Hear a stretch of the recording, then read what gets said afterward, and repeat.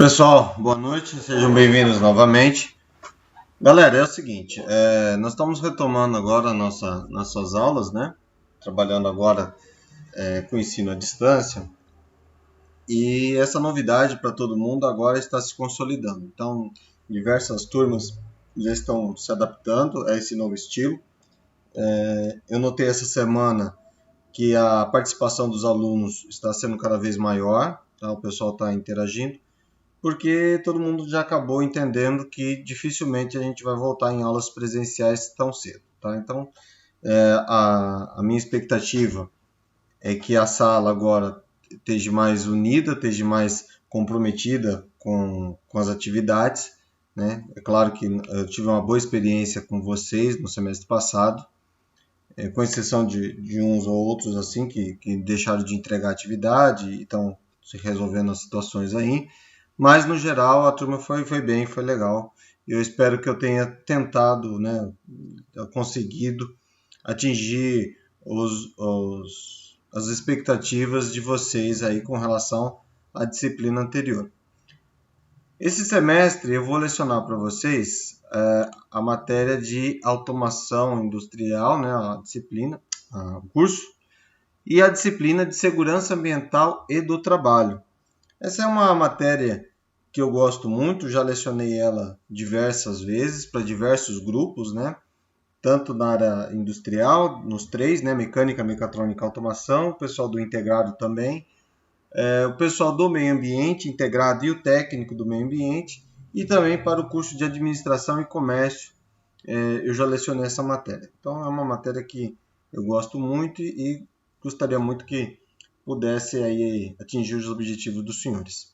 E se necessário, pessoal, não deixe de entrar em contato comigo, tá? Mande pergunta, do mesmo esquema que na disciplina anterior, eu vou estar à disposição nos momentos de aula aqui para tirar eventuais dúvidas e conversar. Tá? Não deixe de entrar em contato comigo sempre quando for necessário, tá bom?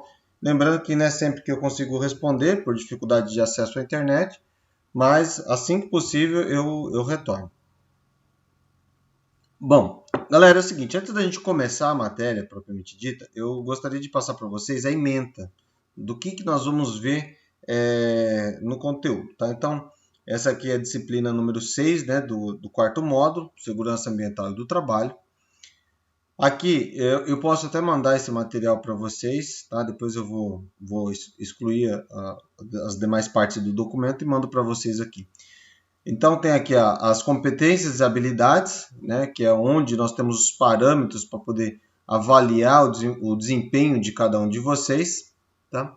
Mas o que eu queria chamar a atenção mesmo é para as bases tecnológicas, que é a parte da onde a gente monta, né, a estrutura das nossas aulas. Então, o Centro Paulo Souza nos envia uma relação de temas, né, que está aí na base tecnológica, e em cima dele o professor tem a liberdade de trabalhar, não precisa respeitar essa sequência que está aí, tá? Então, eu vou organizar o material e para cada turma, tem turmas que eu começo de uma forma, tem turmas que eu começo de outra.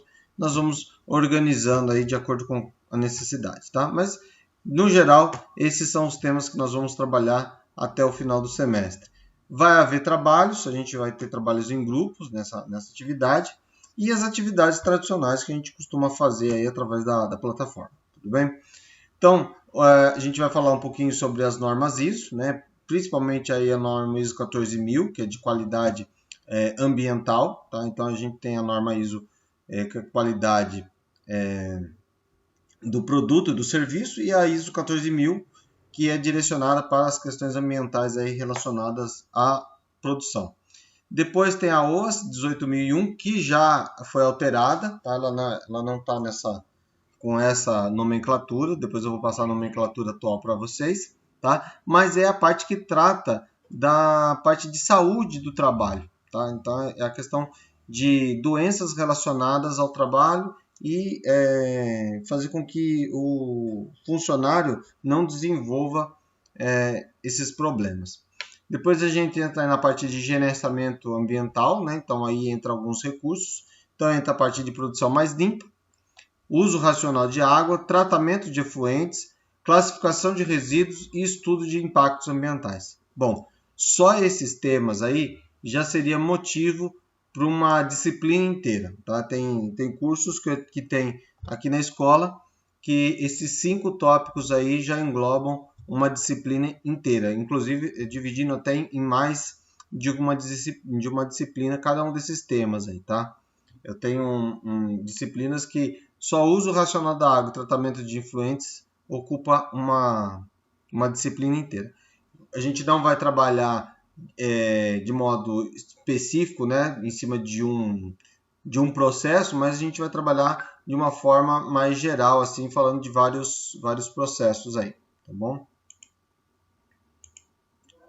Bom, vamos falar um pouquinho sobre normas regulamentadoras, são várias, a gente vai passar por todas elas. Algumas nós vamos dar um pouquinho mais de ênfase, a gente vai destacar um pouco mais. Outras que não fazem muito parte do nosso dia a dia, a gente pode citar e tirar alguns exemplos, mas tem algumas aí que a gente acaba trabalhando fortemente. E uma delas, ela tem um capítulo especial, que é a norma número 5, que é a CIPA. Tá? Aí ela está na posição 4, mas é a CIPA, ela é uma norma regulamentadora, né, que é desenvolvida, e ela tem um capítulo só para ela. Então a gente vai tratar bastante aí de CIPA. Aí. Depois a gente fala um pouquinho de saúde e segurança do trabalho, que está relacionado com a OAS 18.001, né? Então está dentro desse contexto. A parte de prevenção contra acidentes do trabalho. No Brasil, a gente tem vários problemas aí de afastamentos e morte por questões de prevenção do trabalho. Então, dentro das empresas, é algo que é levado muito a sério mesmo. Tá? Mapas de risco, que não faz tanta parte da nossa cultura, mas é um item que, ao longo do tempo, eu tenho percebido que a cada ano essas questões de mapa de risco estão ficando cada vez mais visíveis no dia a dia aí das empresas, tanto nas pequenas, médias e grandes empresas. Outro dia eu fui num consultório odontológico e havia um mapa de risco lá também, né? Coisa que não é tão comum de se observar. A questão de ergonomia, né? A questão de postura, estação de trabalho, as formas de trabalho, carga de trabalho, esforço físico. Então a gente vai tratar um pouquinho disso aí. Depois a gente entra na parte de EPIs e EPECs, né? Equipamento de proteção individual e equipamento de proteção coletivos. Então esses itens aí também fazem parte de normas regulamentadoras e tem um capítulo especial para ele dentro do nosso curso. E depois a questão de ruídos e parâmetros de medições. Esse item 10 ele está inserido em todos os outros itens acima. Tá? Então eu vou trabalhar esse item 10 na verdade dentro de todas as outras itens que já apareceram. Então nós não vamos ter um tópico só para isso, né? Ele vai estar inserido aí dentro de outros parâmetros aí que a gente está analisando, tá bom? Então é isso aí. A nossa carga horária está aqui, ó, 50 horas, tá? Porque o nosso curso é dividido em blocos de 2,5 aulas, fazendo aí 50 horas aula, tá? Quem quiser eliminar matéria, eu acho que em breve aí vai estar tendo um processo de eliminação e aí vai poder pleitear a eliminação da matéria, tá bom? Vamos lá. Então tá aí, ó. Pessoal, não está dentro do nosso conteúdo, mas eu sempre gosto de observar, né, e falar um pouquinho sobre isso, que nos dá um embasamento aí com relação da onde que nós estávamos, para onde nós estamos, né, onde nós chegamos até agora e para onde nós vamos. Tá? Então, são alguns nortes, né, que é sempre legal a gente fazer uma retrospectiva aí com relação à parte de segurança ambiental e do trabalho. Tá? É um item que faz parte da disciplina Segurança Ambiental e do Trabalho do ensino médio integrado, da parte de mecânica e mecatrônica. E eu resolvi complementar as informações para o curso de vocês, trazendo também este tema para a nossa primeira aula. Tá? Então, a gente faz uma aula mais tranquila, trazendo um tema aí para a gente poder se sintonizar aí na onde nós chegamos até hoje. Então a gente trabalha aí a questão de gestão da saúde e segurança do trabalho lembrando aí um histórico de como surgiu isso, qual foi a importância, de que forma que a preocupação em resguardar a saúde do trabalho, do trabalhador, durante a sua jornada de trabalho, foi desenvolvida. Tá? Muitas vezes a gente acaba não se dando conta do risco que está exposto diariamente.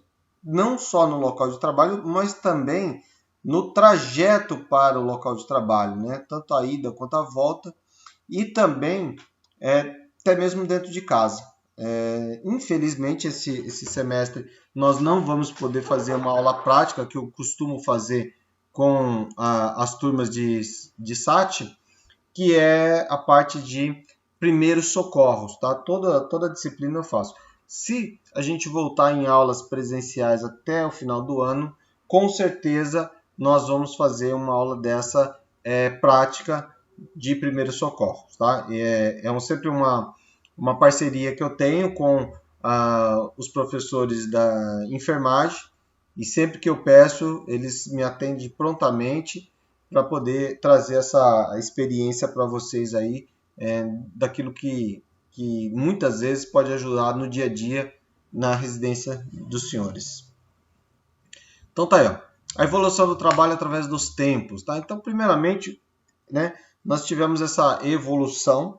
O pessoal dos cursos costuma muito passar aqueles filmes, né, do Chaplin, Tempos Modernos, tudo mais. Eu acredito que vocês já devem ter visto isso aí. Se não tiver, pode dar uma olhadinha lá. Tem diversos vídeos aí no YouTube com relação a isso. Eu não vou ficar perdendo tempo de passar esse tipo de coisa para vocês.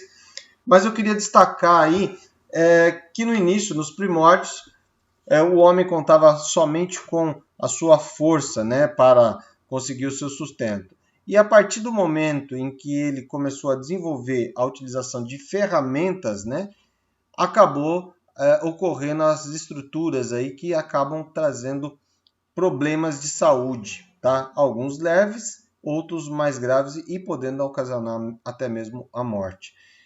Lembrando também que dentro da parte de saúde do trabalhador entra fortemente a parte psicológica, tá?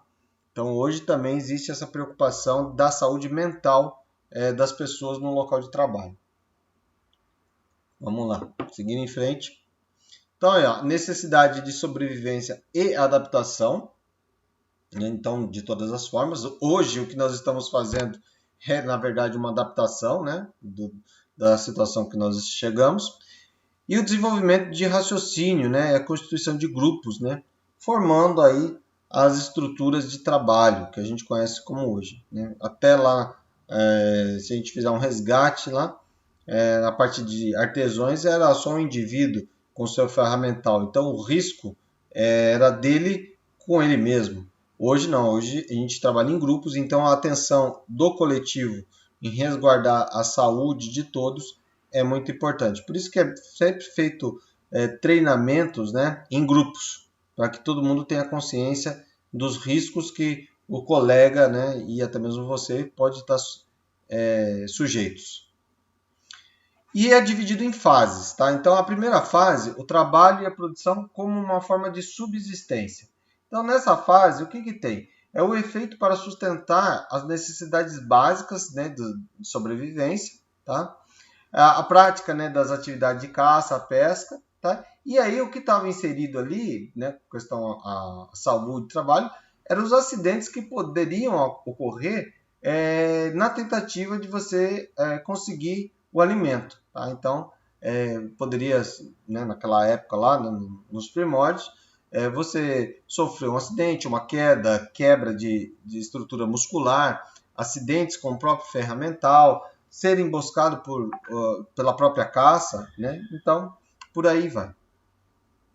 Então, essa daí são as fases aí de desenvolvimento aí da evolução da saúde e da segurança do trabalho. Depois passamos aí por uma segunda fase, que é a parte da produção artesanal.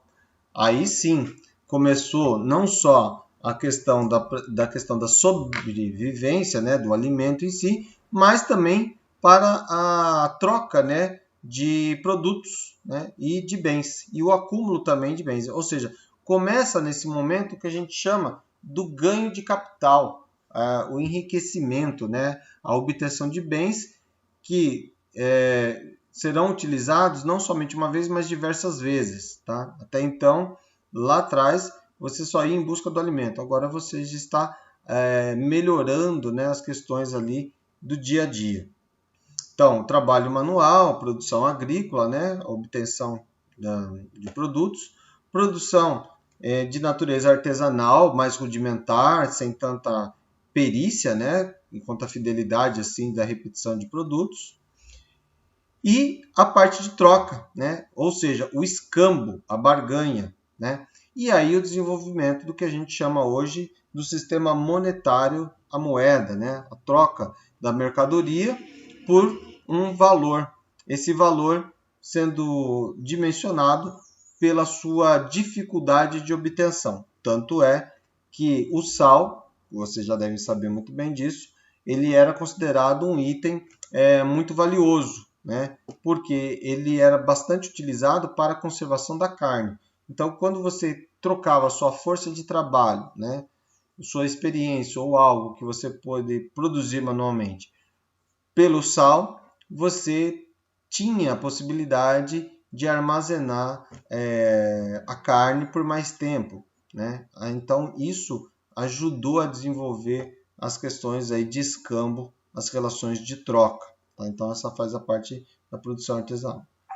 E aí começa a entrar também a questão do plantio, do cultivo, né? E do armazenamento, aí, no caso aí do exemplo do sal, mas também o armazenamento de grãos. Então, essa aí é o que conclui aí a segunda fase da evolução da parte de trabalho, das relações de trabalho.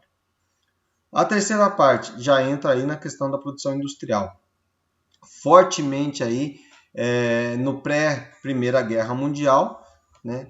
Em outras disciplinas você já deve ter visto, principalmente resistência de materiais, talvez, a era do bronze, a era do cobre, né? O desenvolvimento do estanho, de outras materiais metálicos, e aí nós temos o ápice, né, do desenvolvimento tecnológico no século XVIII, quando surge aí a parte da Revolução Industrial por conta da descoberta da máquina a vapor, né? Então será aplicada aí em vários segmentos, tanto do transporte quanto da produção. Então seria aí a terceira Revolução Industrial, tá? Então a terceira fase, tá? Com a descoberta aí da energia hidráulica, eletricidade, máquina a vapor. Então, imagina que até então havia uma produção extremamente artesanal, rudimentar, já havendo também nesse período a utilização da força hidráulica, tá? Principalmente em moinhos, a força dos ventos, né? Através do moinho, na geração, a obtenção do transporte de água por bombas, né? Aí, bombas que eram pressurizadas dentro do sistema, e o transporte, né? Através de canaletas. Então, antes disso daí, era essa forma aí que tinha. Depois, com o advento da energia elétrica, né? Aliada à hidráulica, o desenvolvimento da máquina a vapor, houve um crescimento exponencial aí da tecnologia voltada para a produção. Então, quanto mais você produz, mais barato fica. E aí havia necessidade do desenvolvimento de mercados consumidores. Então, nessa fase, houve uma expansão muito grande no mundo inteiro, principalmente através da ferrovia, porque a questão de desenvolvimento tecnológico partiu principalmente da Europa, né? Então, o desenvolvimento da máquina a vapor na Europa propiciou que o aumento da produção desses elementos, né, de vários produtos, tivessem que ser escoados e vendidos, comercializados com outros países que não possuíam essas tecnologias.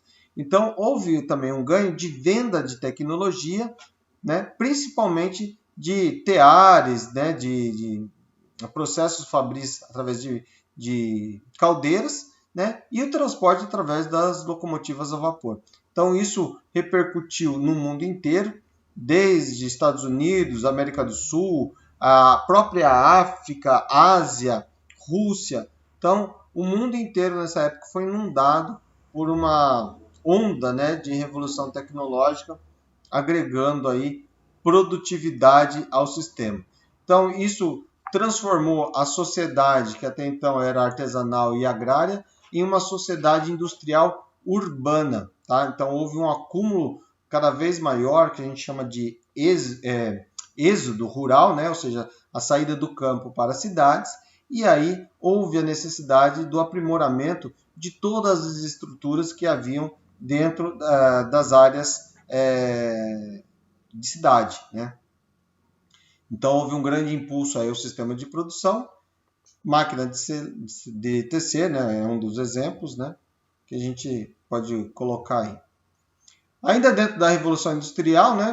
Lá na Inglaterra, acontecem grandes acontecimentos. Então, o que tem aí como destaque? Tá? A substituição do sistema artesanal para o trabalho em fábricas, tá? Grandes concentrações de trabalhadores nas fábricas que dessa maneira eram improvisadas, porque na verdade não existia esse conceito de fábrica, né? O que se teve eram grandes galpões que foram sendo colocados máquinas e não havia aquela preocupação inicial se a posição de máquinas, se elas eram mais ou menos perigosas.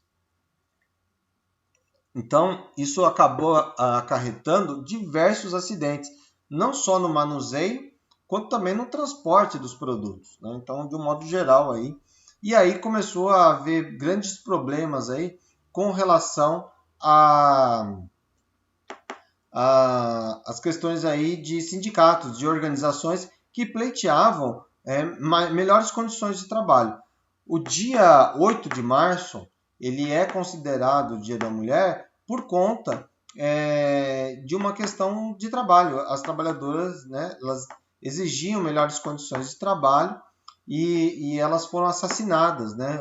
Os donos da fábrica atearam fogo na fábrica lá com as funcionárias lá, e aí por isso é considerado Dia Internacional da Mulher, que era um pleito por melhores condições de trabalho. Então tá aí. Ó.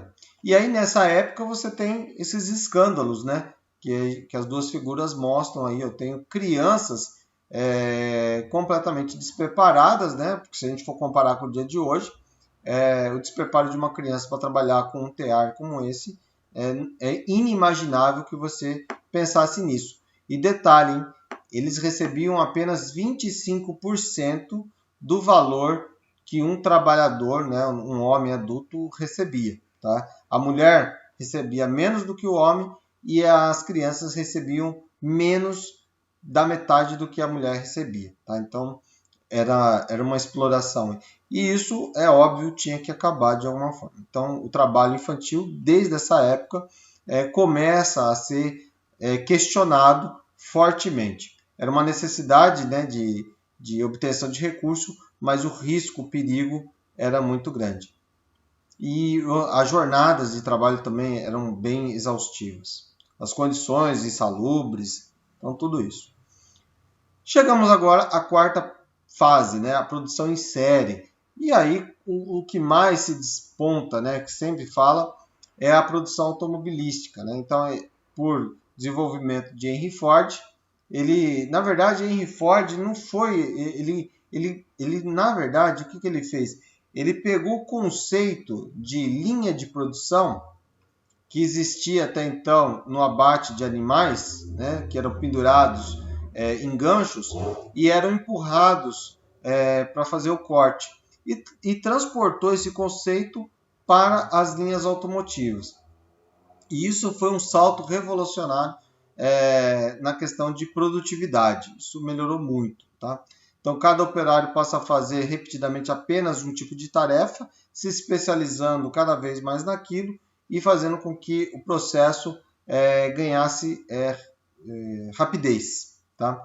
Acelera a linha de produção, tá? Incorporação aí de novos conceitos, né? Então passa a ter uma produção sequencial e padronizada de diversos produtos. Então tá aí, ó, o desenvolvimento da linha de montagem. E agora, pessoal, não está aí, mas nós estamos chegando aqui na quinta fase, né? Ou seja, a produção que ela é autogerenciada, é a questão da Revolução 4.0, que tanto se fala e que já é implantada em diversas fábricas, já há esse desenvolvimento. Eu vou ver se eu consigo localizar um vídeo e vou deixar no corpo aqui do grupo sobre a fábrica Rouge nos Estados Unidos, a fábrica da Ford. É uma fábrica totalmente voltada para o gerenciamento da indústria 4.0 e é espantoso. É um desenvolvimento de produção realmente muito, muito interessante. Tá bom? Pessoal, então por hoje é isso. Vou deixar o material para vocês e a indicação do vídeo aí no grupo para vocês poderem complementar essas informações. Tá bom? Um grande abraço a todos aí e até a próxima semana.